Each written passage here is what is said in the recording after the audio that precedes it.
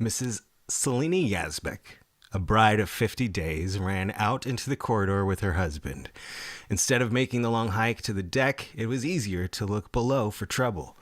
In their night clothes, they walked along to a door leading down to the boiler rooms and peeked through. Engineers were struggling to make repairs and get the pumps going. The Yazbaks needed no second glance. They rushed back to their cabin to dress. Later, when Sīlānah Yazbak saw she had to go down in the lifeboats alone, she began yelling and crying to rejoin Mr. Yazbak. But the boat dropped to the sea while she tried in vain to get out. Sounds a little bit like maybe this inspired a fictional moment in a love story we've all seen on the silver screen, but these are words coming directly from A Night to Remember by Walter Lord about Sīlānah Yazbak. And we happen to have the pleasure today of talking directly with Sīlānah's granddaughter on Titanic Legacy, a podcast that explores Titanic's lasting impact through conversations with interesting and inspirational people who continue to keep the ship of dreams legacy not just alive, but thriving through their creative work and or storytelling. I'm your host, Paul Carganilla, and in episode 1 of this show, we had the pleasure of talking to Clifford Ismay, who reflected upon how even though she never completed her first journey, Titanic seems to still be bringing people together, be it distant family members, people with shared businesses or interests. Today is proof of that, as Cliff connected me and us all, in essence, all of us listeners, everyone watching, to the granddaughter of Sīlānah Yazbak, or Sīlānah Yazbak, so she can share her family story with us. Ladies and gentlemen, this is exciting. Please join me in welcoming to this show, telling her grandmother's story for the first time on a podcast, as far as I know, Laura Ward.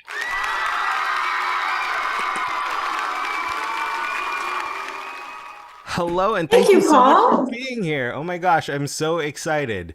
Of course, as we just mentioned, I start out every episode, it seems, talking about how thankful and blessed I feel to be able to connect with people around the world and to have these conversations on this show. I am in Southern California, and where in the world might you be?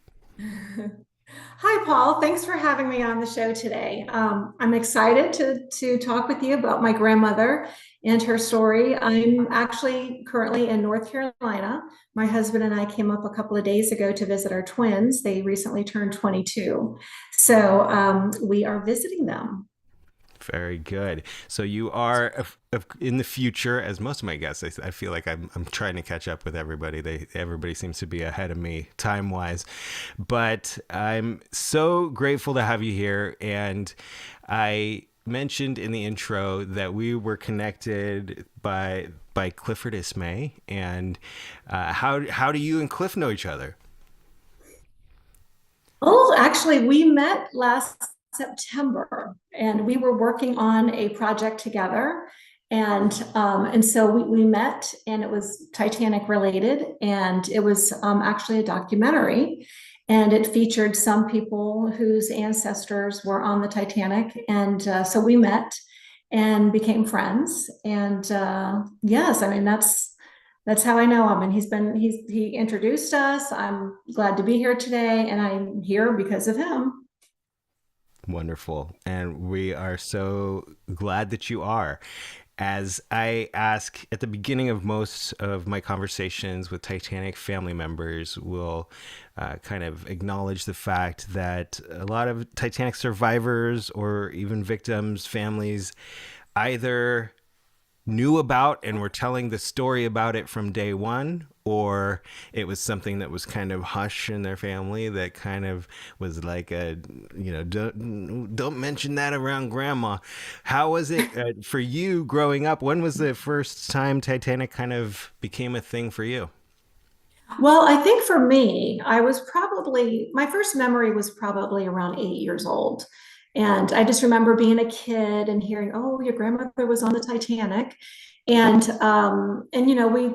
I probably knew more than most children at that age about the Titanic. And I can remember going to school and telling my friends, or some, it might have come up somehow in history.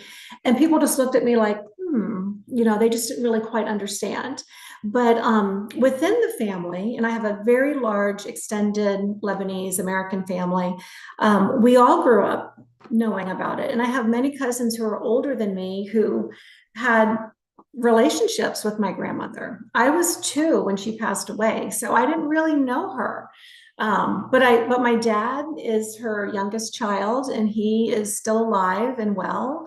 And over the years, he's told us so many things about her experience and things that she talked about.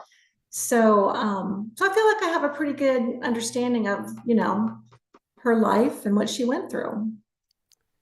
Growing up, one of my best friends' family was from Lebanon, and I think I still remember Salam, esme man hast Paul. Did I say it right? I don't know. Well, I know very little of the Arabic language, but when I was a child, I think I used to be able to count to 5. And there are a few sayings I know. Many of them are regarding food, because the Lebanese love to eat, and they're very social people, and usually they socialize while they're eating. And so I could recognize some of those names. I am fascinated by and will always be of the cultural aspect of Titanic and her story. And that's one of the things that I think there's so many reasons, so many elements of the Titanic story that continue that are the reason the story continues to be told. And I think a big part of that is the melting pot aspect of immigration and coming to America. And I know this is why your grandmother was on the ship. As far as her history goes, and the whatever the story was that led her to be a ticket holding member of Titanic, how did that all begin? Well, it all started when she got married at the tender age of 15 to Anthony Yazbak. And he was in the United States. He was born in Lebanon, but he went to the United States probably in his early 20s, maybe late teens, and started a business with his brothers. And it was a very successful business. A shoe repair business is what we understand it to be. And he decided when he was in his 20s that he wanted to get married, and that he had to marry a Lebanese woman.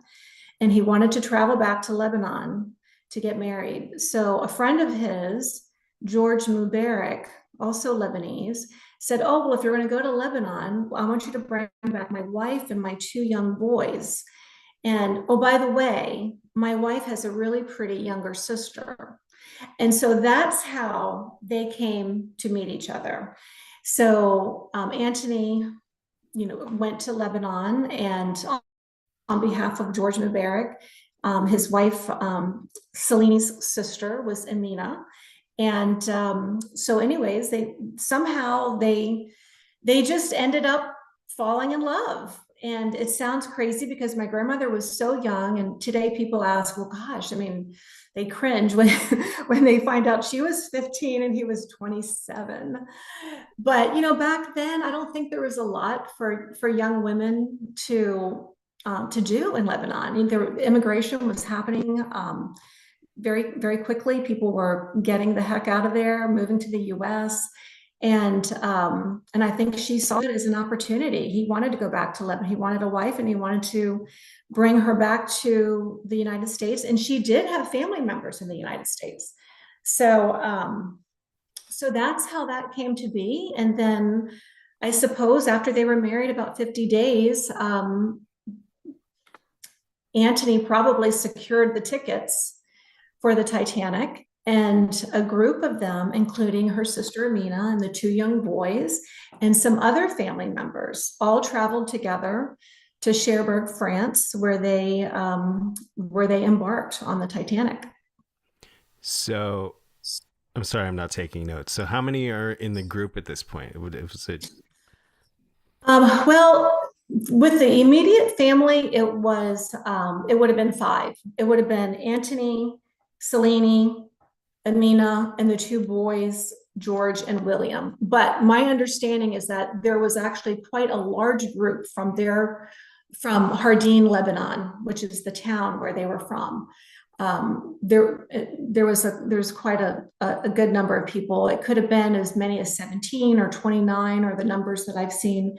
But and many of them passed away. I think out of that entire group, only seven survived, and four of them, my grandmother and her sister and the two boys survived. wow?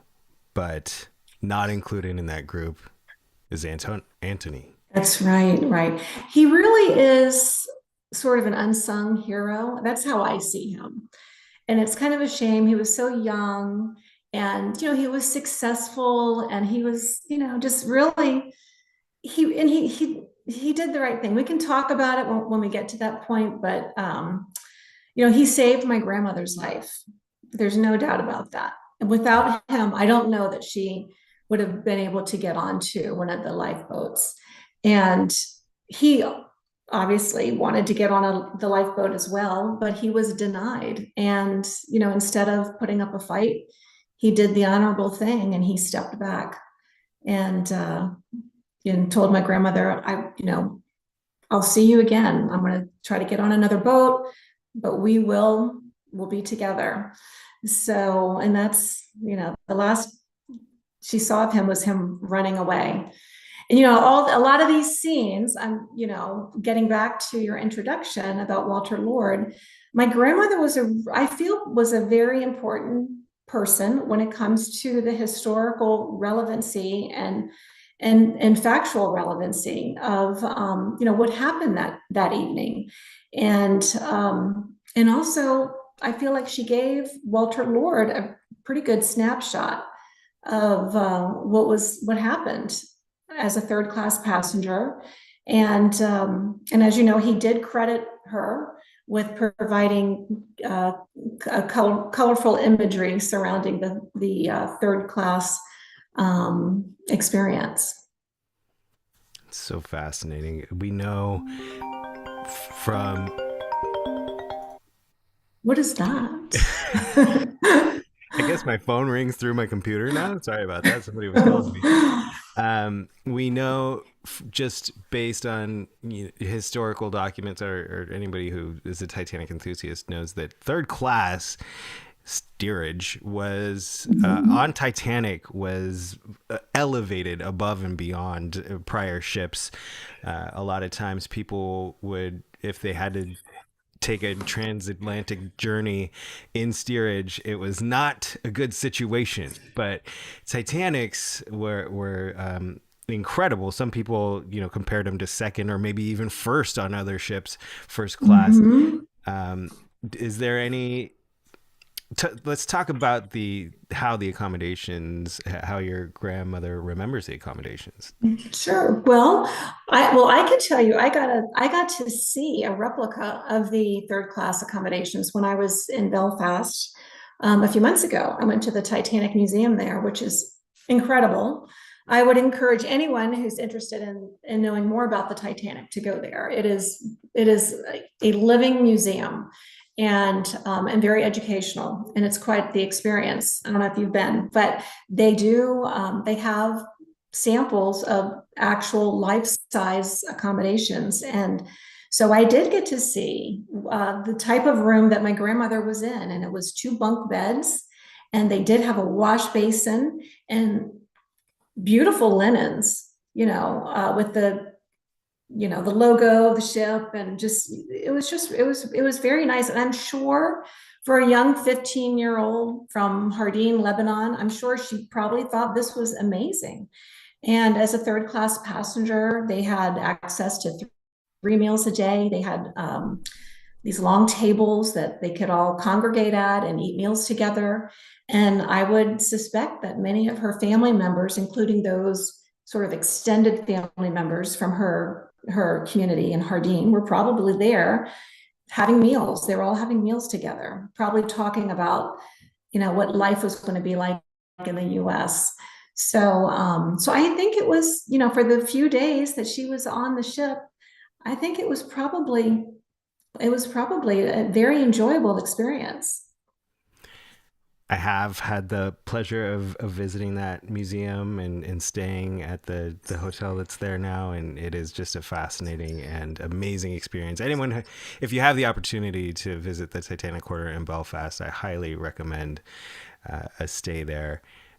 Through all of Ireland, I got to do a bunch of the Titanic stuff and visit even the memorial at Addergool, which is the small town where a group of immigrants came from, where only a couple of them survived. And that is the story of, it's a similar story with Addergool, where there was a young woman who was successful in the United States at business, came home to basically recruit others from her town to come with her because America is booming and it's beautiful and come on down.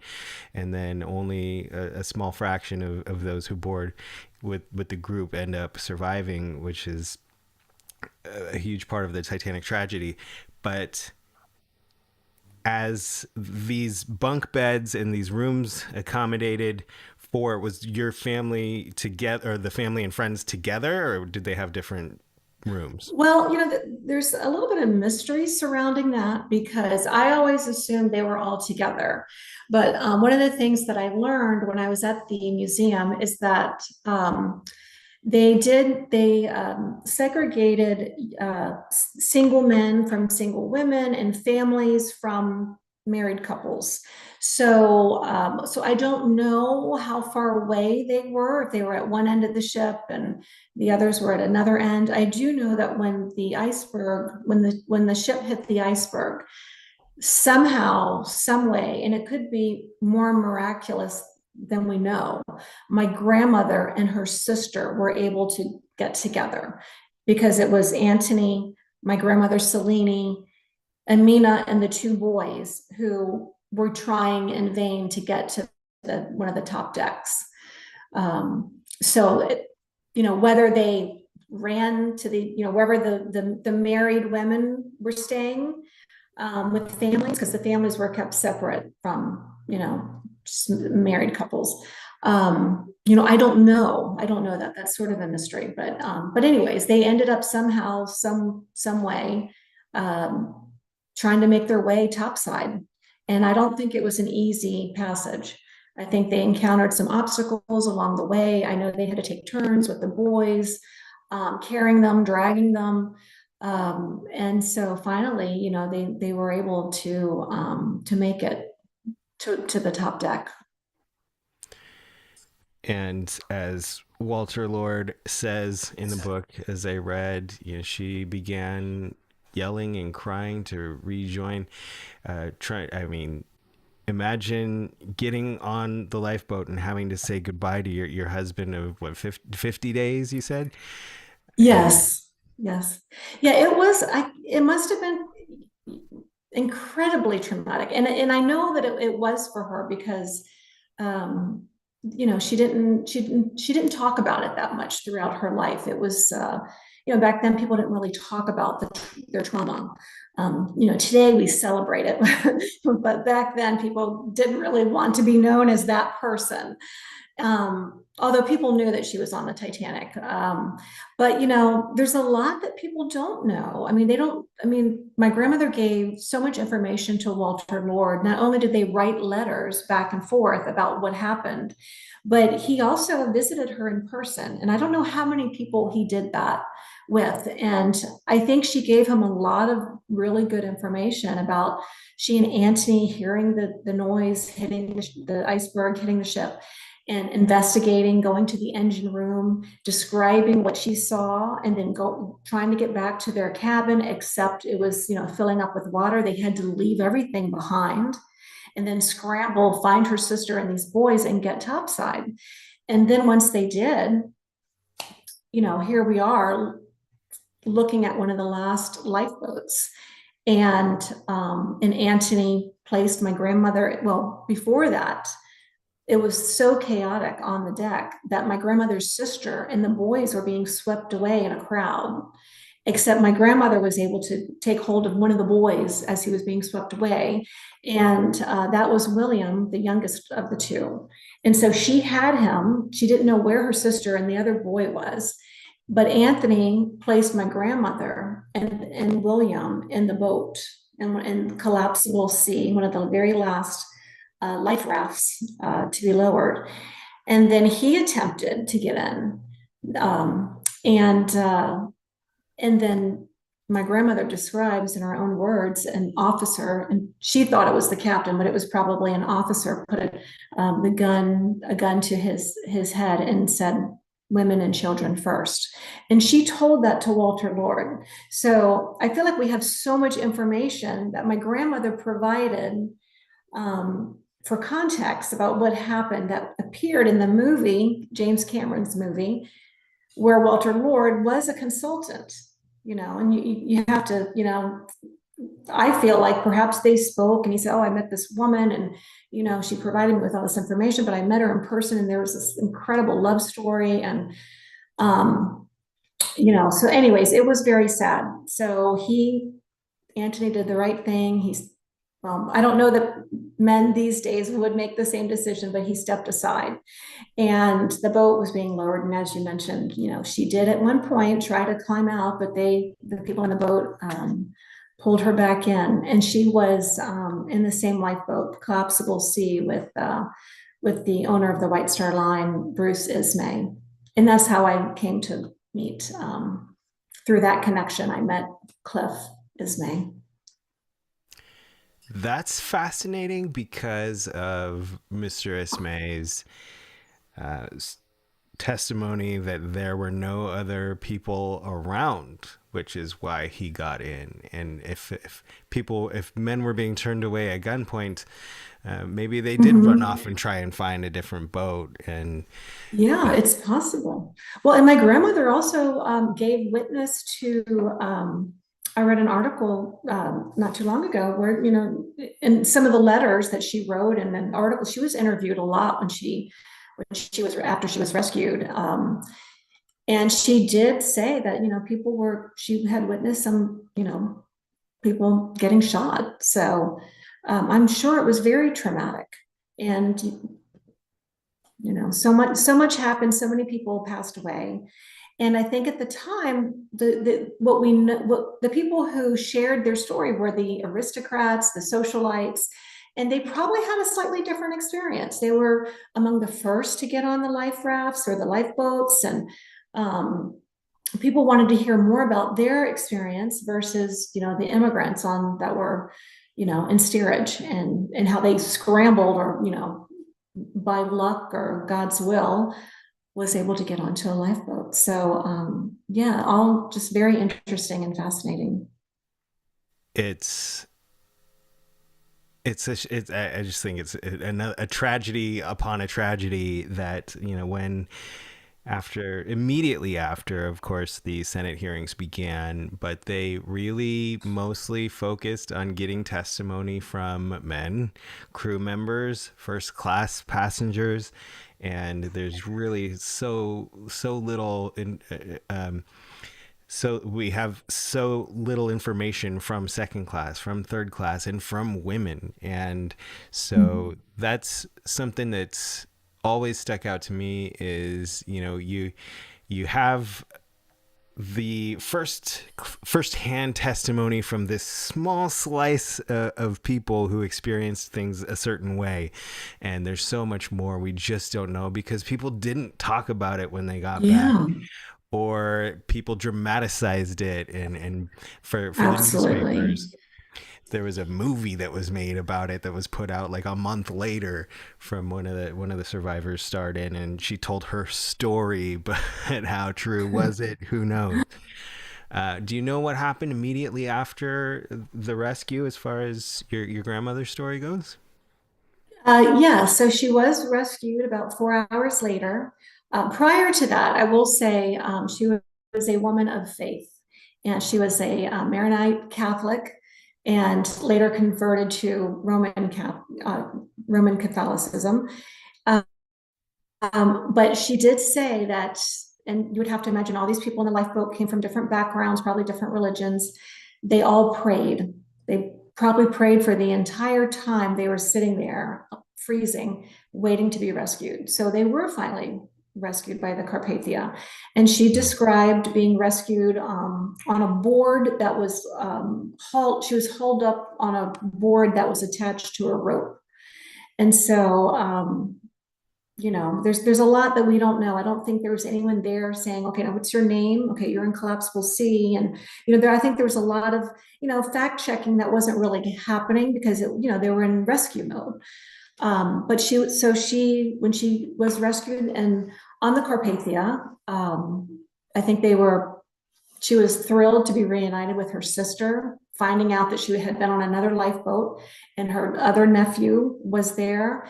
So the four of them, at least she had her family with her.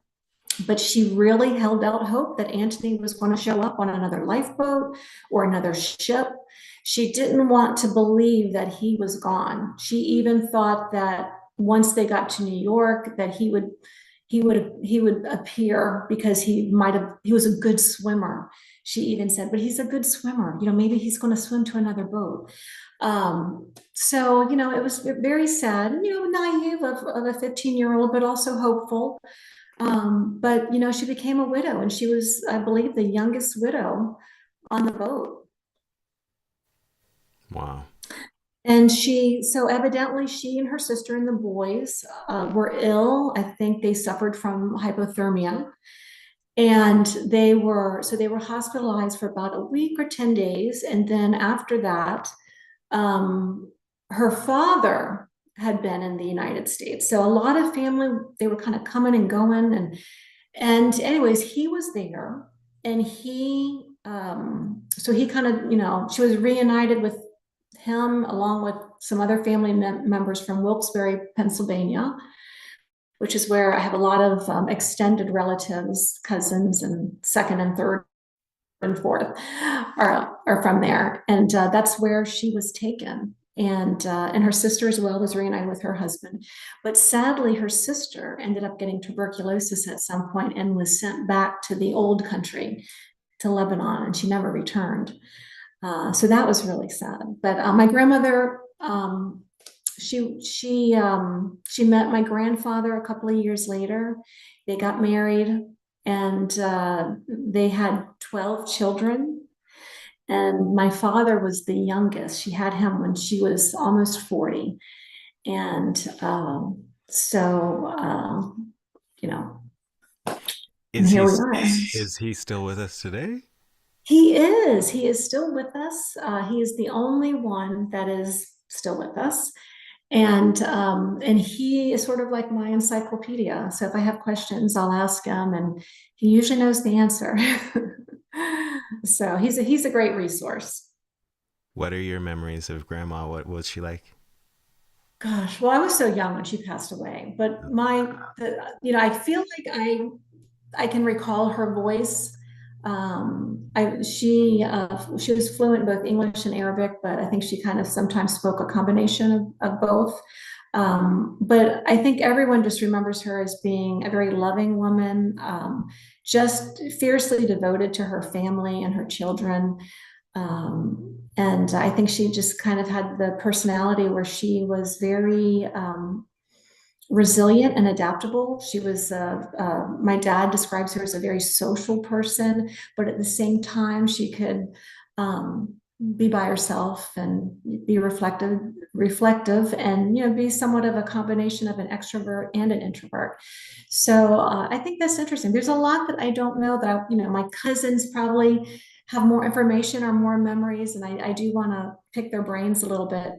I think there's just so much more to learn, but I think she was really an incredible woman. She did lose 3 of her children, as 2 were toddlers and 1 was 6 months old. And so that was very, very sad. And one of the toddlers, she named after her first husband. So my grandfather, I thought that was amazing that he basically, she probably said, I want to name this little boy after my first husband, and he agreed. And so it was very sad that she lost that little boy. I think he was about 3 years old when he died during the Spanish flu in 1921. Hmm. That's So another. she lived a very interesting life. I mean, I think it was really difficult at times. Yeah. Losing children, she had to, getting remarried. They moved to Norfolk, Virginia, where I have a very large my grandfather was also from Lebanon. So when she remarried, she also married a Lebanese man, and he was from her village as well. And she knew him evidently, but she didn't marry him the first time. So, anyways, I think they had a really nice marriage, though. They ended up having 12 kids, and I think he was a very special man. So he was a great provider. He started one of the very first full service filling stations in Virginia, in Norfolk, Virginia. And a lot of his family came to Norfolk. So, they had a lot of support amongst their community. Um, so, That's yeah. great. I know. Again, I mentioned one of my closest friends growing up was from his family's from Lebanon, and I know how important keeping culture is for them. And so that's great that they had such a big community there together. And another amazing element of the Titanic story is after Titanic.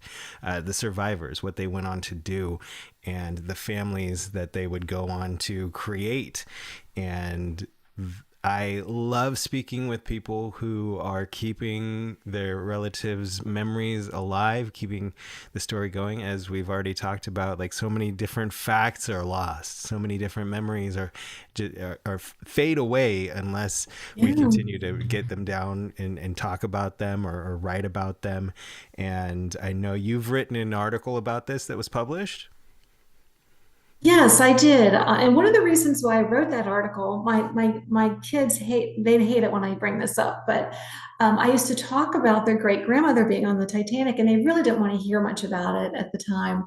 They were teenagers, and a very good friend of mine, Allison, she said, "Why don't you write an article?"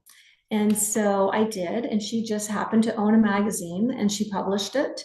And really, the rest is history. I think from that, my kids were able to learn. And I felt like, that provided a record for them for when they became interested. They would know what happened, her contribution to history in providing, information to Walter Lord for his book, and then, the life that she lived. So, but that article is out there. And so now I'm getting contacted by various sources wanting more information. People are hungry for more Titanic related stories. And so I'm happy to share what I know.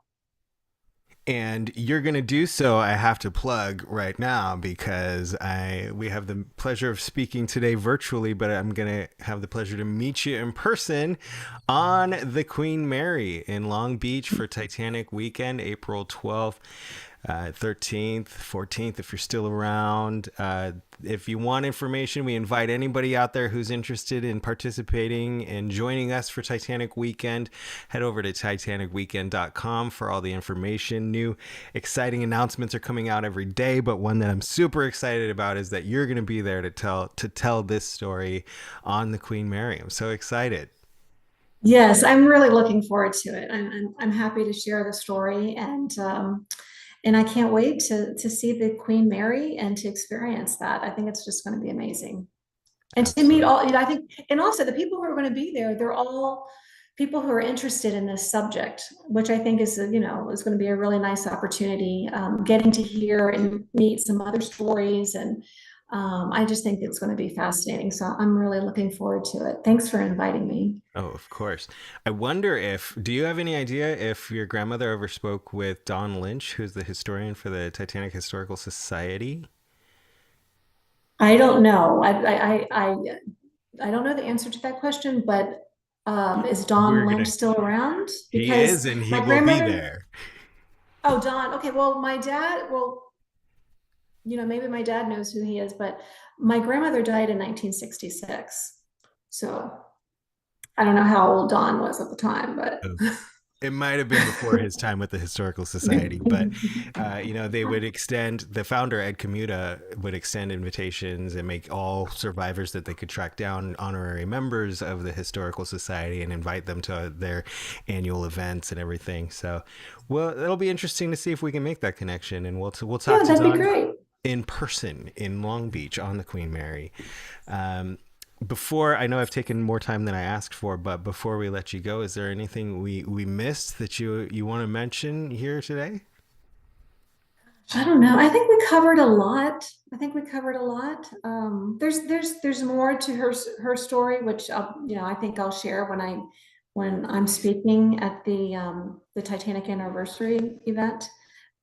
So maybe people can want to come out there and hear that or listen. Is that going to be available? Is it going to be taped so people can, see some of the presentations? Yeah, Is that something that it's something we can definitely offer for any presenters that want that to happen. Others may just want to keep it there. What happens on the ship stays on the ship. But if we can, I'm going to be filming everything for myself, but we can share it if the presenters want to do that as well. And gosh, thank you again so much for taking the time today. It's been such a pleasure connecting with you. And thank you for having me. This has been a pleasure for me as well. Appreciate it. So important to keep their stories going, and you're doing your grandmother a great service by keeping her memory alive through telling her story like you have here today. So thank you again, Laura Ward. Thank you. And thank you everybody out there for listening, spending your time with us, whether you're enjoying your podcast while you're driving, doing chores, making dinner, however you're listening. Thank you for making us part of your day. Please be sure to rate, review, subscribe, all the good things to keep this show going and growing. And until the next episode, ladies and gentlemen, seize the day, follow your heart's fire, and make each day count.